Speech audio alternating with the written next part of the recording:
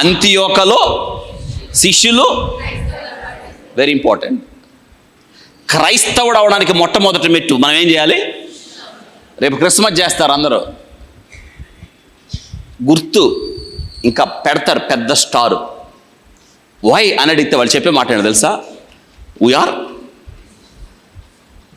క్రైస్తవుడు కాదు. వాళ్ళు చర్చికి వెళ్ళే వాళ్ళు క్రైస్తవులు కాదు, బైబిల్ పట్టుకున్న వాళ్ళు క్రైస్తవులు కాదు, వేదిక మీద నిలబడి శిష్యరికం చేయకుండా వాక్యం చెప్పేవాడు క్రైస్తవుడు కానే కాదు. ఎందుకో తెలుసా? వేషధారి. It's a practical life. ఇది ఇక్కడ ఉండాలి. హృదయంలో వాక్యం లేకుండా,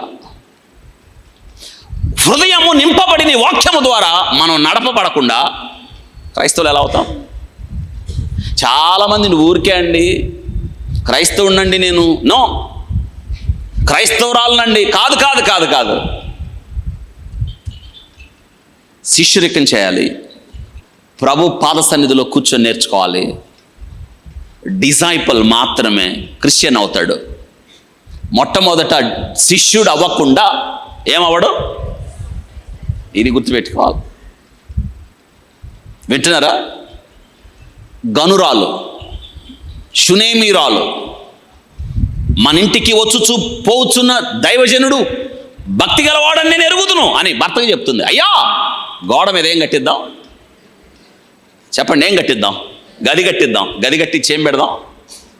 గదిలో ఏం పెడదాం? మంచం, తర్వాత బల్ల, 3 పీట, 4 దీపస్తంభం. ఎందుకు ఆ పీట? నేర్చుకొనుట. అంటే ఆమె ప్రవక్తని శిష్యుడిగా చూసింది.